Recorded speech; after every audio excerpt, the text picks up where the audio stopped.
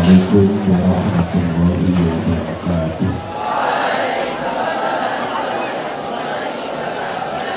Bismillahirrahmanirrahim. Walhamdulillah.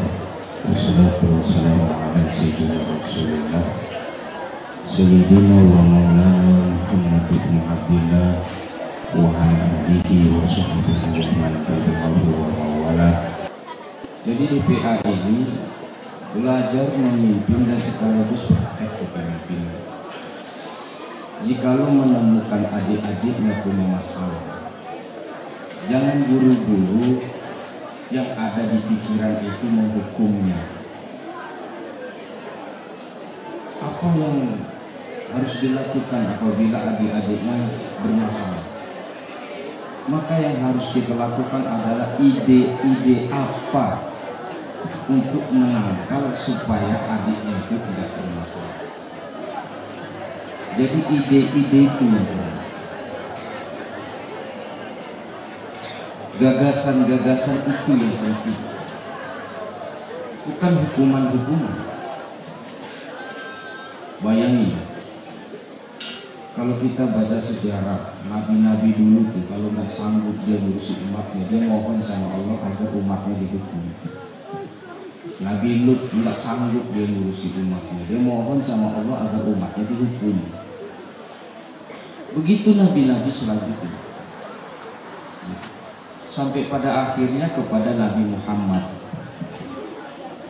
Tidak pernah Nabi Muhammad berdoa menghukum umatnya.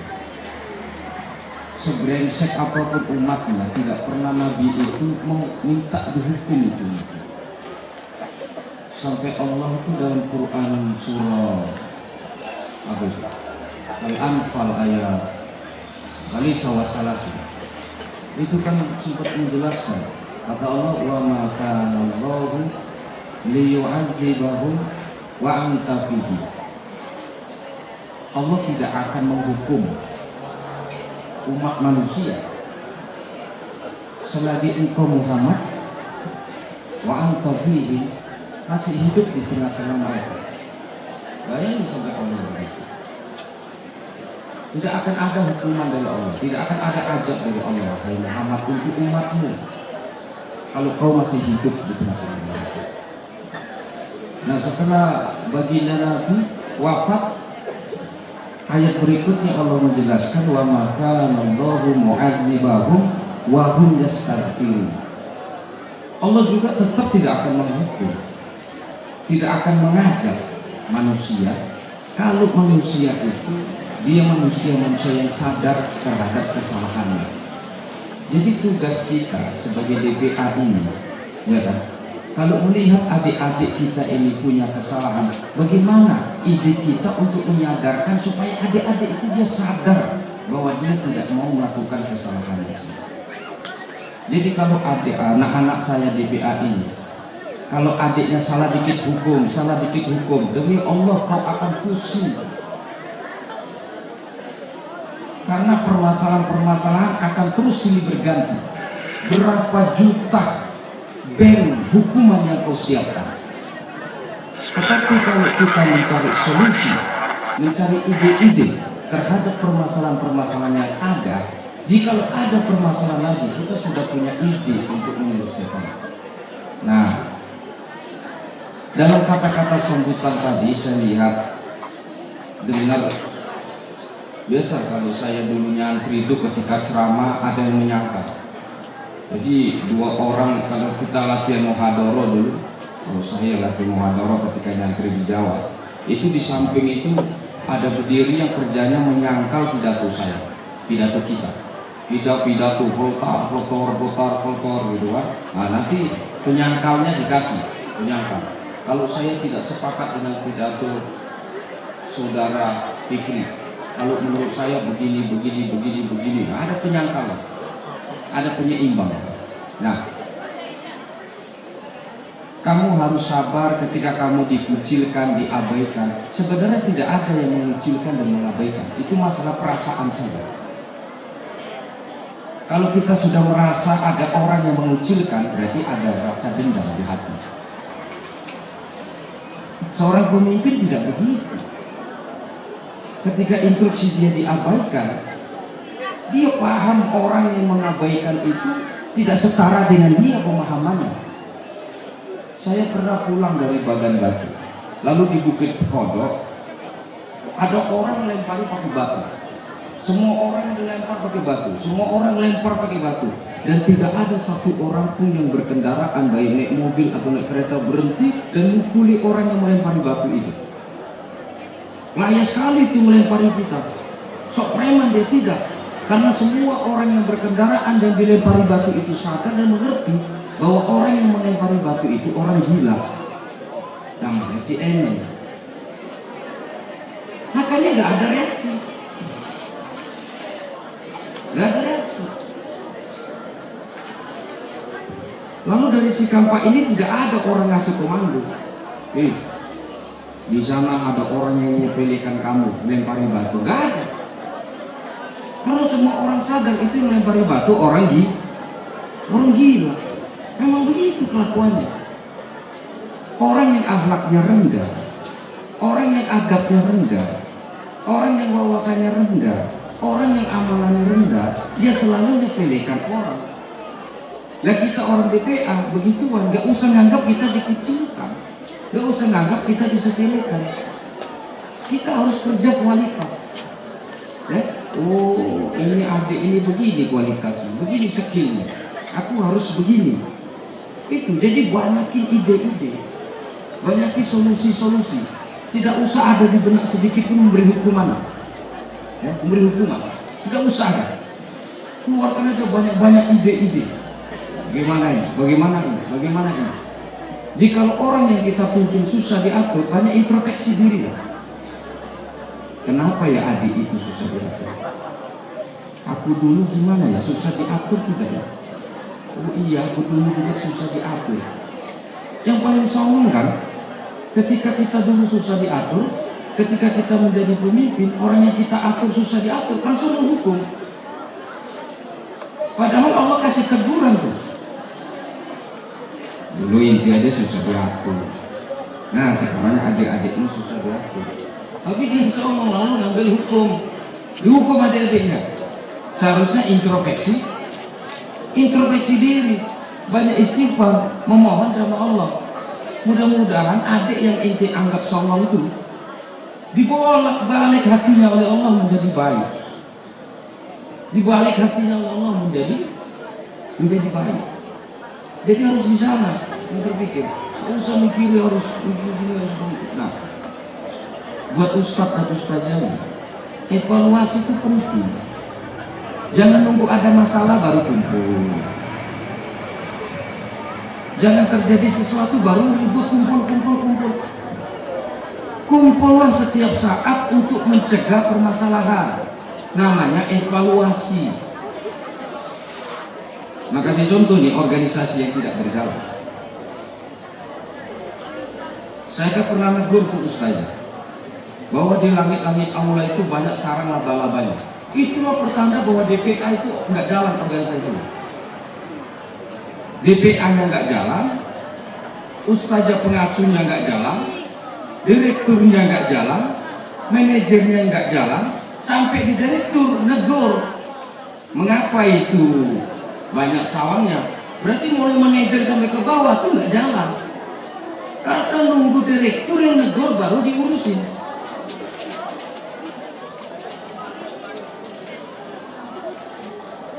Paham sini? Padahal di DPA ada kisem-kisem kan? Bagian asrama ada, bagian hamam ada kan? Nah, mengapa ada sangkar laba-laba itu tidak terlihat? Berarti memang DPA tidak jalan. Mengapa DPA tidak jalan?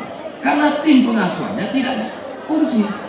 Mengapa tim pengasuhan tidak fungsi? Kepala pondoknya nggak ada evaluasi dan manajernya nggak ada kontrol. Sampai lagi direktur baru ketahuan. Nah kalau direkturnya nggak ketahuan, sampai lagi yayasan baru ketahuan. Dari direktur sampai ke saya ada apa yayasan nggak ketahuan, ya hancur fasilitas.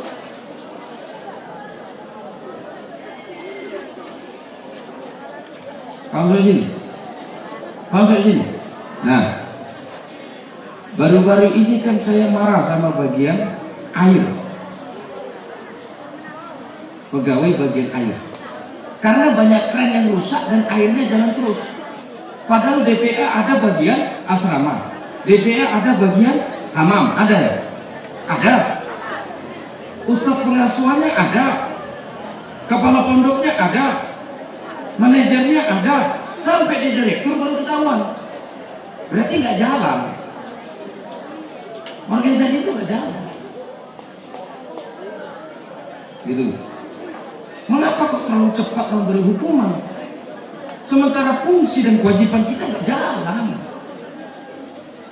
Maka bisa saja Allah kasih tegur, tegur. Maka introspeksi diri. Introspeksi diri. Nah mulai dari sekarang kita on semua. On. Untuk DPA sekarang 2020-2021. Maka mudah-mudahan nggak ada keran lagi yang rusak didiamin. Karena bagi kamar mandi sudah tahu. Dia ngelapor sama ustadznya. Ustadznya manggil pegawai. Jadi tidak ada lagi instruksi manajer, tidak ada lagi instruksi kepala pondok, itu kenapa rusak? Apalagi sampai ke direktur. Dan masa urusan keran saja harus ketahuannya di direktur. Berarti kan rendah benar kualitasnya. Masalah salon saja masa sampai ke direktur. Berarti kan open kita rendah kan? Open kita ini rendah. Ya? Jadi kepedulian kita rendah. Ya? Mengapa ada adik-adikan kelas 1 nggak punya kasur, nggak ketahuan, kasurnya hilang nggak ketahuan, padahal kan ada pengurus asrama, DPA-nya ada. Ini harus on, ditanamkan rasa peduli itu. Apa sih tugasnya? Makanya buat ustadz dan ustazah, buat standar operasional, standar kerja DPA ini dibuat. Contoh kecil apa? Buat KTA, kartu tanda DPA buat. Yang setiap saat dibawa mereka. Sehingga kalau mereka melakukan ini, oh ini bukan makom, saya melakukan ini. Ada sebuah di toko sebagai pengingat. Oh ini saya lalai. Kalau buat di toko ini, kalau buat KTA ini sekali duduk berdiri selesai saya. Gak perlu tim. Dan saya ini malam apa ya? Malam Selasa. Saya harap malam Selasa depan itu manajer sudah melaporkan ke WA saya tentang kartu yang saya bilang tadi. Mungkin megang semua standar. Namanya organisasi itu pasti ada KTA. KTA itu untuk ingat apa yang tidak boleh dan apa kewajiban. Contoh saya orang Perbaki. Saya punya kartu tanda Perbaki. Di balik kartu itu ada pengingatnya. Senjata yang Anda pegang hanya digunakan satu, untuk berburu dan untuk olahraga. Apabila Anda menggunakan senjata untuk hal di luar dua hal di atas, maka Anda akan dikeluarkan dari Perbaki dan akan didenda. Ya. Jadi setiap pegang itu terkontrol ini. Orang Perbaki itu bukan menteng-menteng, bukan mentah-mentah, bukan merasa hebat. Semakin pegang kartu itu, semakin tunduk, semakin adat yang bagus. Begitu DPA. Jadi dibuat untuk pengingat itu. Jadi ada ide-ide. Ya. Sekali lagi, manajer, kepala pondok, pengasuhan, evaluasi tiap hari. Tiap minggu kumpul di asrama. Santriwatinya kumpul semua. Ada ustazah Nabi dan seluruh pengasuhan ada di situ. Evaluasi. Apa evaluasi ini? Untuk memberi semangat anak-anak DPA. Yang kedua apa? Mencegah sesuatu hal yang tidak diinginkan supaya tidak terjadi. Jangan seperti lalu-lalu. Begitu ada masalah baru kumpul. Begitu ada masalah baru kumpul. Jadi dicegah. Ya. Dan DPA tahun kemarin alhamdulillah sudah kayaknya gak ada problem. Gak ada lagi kenakalan, gak ada lagi melawan. Beberapa tahun yang lalu kayaknya masih ada. Tapi mudah-mudahan ke tahun kemarin sudah gak ada. Berarti lebih baik. Alhamdulillah lebih baik.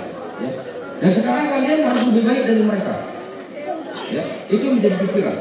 Banyak ide-ide, banyak kreatif dalam menjalankan organisasi DPA ini. Ya, jangan selalu mengecap adiknya bodoh. Jangan selalu mengecap adiknya bandel. Jangan selalu mengecap adiknya nggak bisa diatur. Nanti beneran nggak bisa diatur, ya, beneran nanti nggak bisa diatur. Saya pernah lihat para ustazah itu kumpul di apa ini, di kantin putri, kumpul. Ada apa ini kumpul? Ya, ada apa kok kumpul? Tanpa ada mikrofon, ada pengumuman, mereka kumpul, datang semangat, datang rame-rame. Rupanya ada promo alat-alat masak. Yang mau beli sama yang nggak mau beli, yang punya duit sama yang nggak punya duit, datang situ ngumpul. Mengapa? Karena ada daya tarik orang yang promo, sehingga menghipnotis orang untuk datang. Ini yang perlu anak-anak DPA ini, punya produk yang bisa menghipnotis adik-adiknya itu untuk patuh mengikuti kalian. Ini yang perlu, produk ini yang perlu. Orang-orang yang punya produk inilah yang akan dicatat oleh sejarah. Jadi dalam mengemban amanah DBA itu tidak copy paste dari DBA yang lalu. Paham sampai sini? Paham sampai sini? Nah, bagian bahasa umpama Bismillah, melihat adik-adiknya nggak mau berbahasa, apa yang salah ini? Jangan terlalu cepat menghukum adik-adiknya. Apa yang masalah ini ya? Kumpul itu Bismillah. Pantaslah adik-adik nggak mau berbahasa, toh kita ada sebagai DBA nggak pernah berbahasa. Mana? Masa kita niru-niru orang berbahasa, kita pun nggak berbahasa. Jadi bagaimana idenya? Kalau ada ide, oh kalau gitu kita bersumpah di Bismillah, mulai dari sekarang kita harus berbahasa. Jangan sampai terdengar adik-adik kita tidak berbahasa. Nah begitu. Ini kan sebenarnya menghukum saja, sebenarnya menjasus saja, mata-mata kan, mencari aib orang lain. Mudah-mudahan jasus daripada mata nggak dimasalahkan oleh umat. Kan mencari aib saja kerjanya kan. Sementara dia sendiri borokan, banyak kurna, banyak kudis, tapi aib orang saja dicatati. Nah, orang yang Kisah tidak mau berbahasa, kerjanya menjasus orang. Itu orang borokan tapi mengungkit-ungkit borok orang. Orang yang kutilan tapi suka mencobeki kutil orang. Orang yang bisulan tapi menghitung bisul orang. Maka hilangkan dulu kurnanya, hilangkan dulu bisulnya. Oh, kita sudah sempurna nih, kita sudah lugot tiap hari. Nah, baru jasus. Demi Allah, Allah akan kasih ajab. Kita nggak pernah berbahasa, tapi orang yang tidak berbahasa kita hukum. Allah kasih ajab sama kita. Kasih ajab itu. Makanya bukan sepele ini. DPA ini udah deh, jangan terkena hukuman. Ada kemarin bahasa, pokoknya kita menghukum itu ingat dulu pawangnya. Ustadznya dianggap pawang. Artinya kalau ada orang tua marah, kasih ke ustadz. Ngapain berpikir ke sana? Jadi DPA sekarang 2020-2021 gak usah ada pikiran begitu. Pikirannya itu membuat produk-produk untuk kemajuan. Paham? Paham? Paham? Nah, ini kan yang sudah selesai masa jabatan DPA. Udah gak usah teratur mereka. Yang baju hitam, baju apa ini? Jilbab ungu, apa ini? Abu-abu. Yang pakai putih ini gak usah ngatur mereka. Nah, komplain dibawa kalian. Ya, karena mereka tidak usah diatur, mereka sudah paham mana yang baik, mana yang buruk sudah paham. Ya, urusan mereka siapa? Itu ustadz dan ustazahnya. Urusan kalian, adik-adikan kalian. Udah selesai. Nah, saya dulu kan nyantri di sini, alumni pertama. Tidak ada tuh DPA. OSIS itu tidak ada. Tapi semua organisasi berjalan. Dengan naiknya kelas saja, kita sudah sadar bahwa kita saat itu adalah pemimpin. Maka tak perlu ada pelantikan semacam ini, itu nggak perlu. Tapi orang ustadz sudah sadar ketika naik kelas 2 alia, bahwa kelas 1 alia itu ADA yang harus kami kasih contoh. Tidak ada DPA itu. Tidak ada. Melihat adik-adiknya lambat, kita bimbing, kita tegur, ayo cepat, nanti kita telat ke masjid berjamaah, jangan telat ke masjid. Tidak ada DPA, OSIS itu nggak ada. Tapi dengan yang naik kelas, itu ada kesadaran, sekarang aku kelas tertinggi, bahwa harus bisa menjadi contoh buat adik-adik. Apalagi kalian dilantik, dipercaya, apalagi disumpah, apalagi diberi nasihat, apalagi diciptain lagu, apalagi berarti kalian itu lebih sadar ketimbang ustadz dulu. Karena apa? Organisasi organisasi kalian disahkan. Kalau kami dulu, ya kesadaran masing-masing individu. Ya, kesadaran masing-masing individu, saya ini naik kelas. Berarti di bawah kelas itu adean, berarti saya harus kasih contoh. Harus mengatur sunnah-sunnah pesantren. Mengingatkan adik-adiknya untuk berangkat ke masjid. Tidak ada disahkan sama ustaz. Tidak ada. Begitu naik kelas 3 aliyah, wah sudah hampir kayak jadi ustaz. Pecinya pun sudah mirip-mirip ustaz. Kalau ustaznya pecinya setengah meter, kita setengah meter kurang. Sudah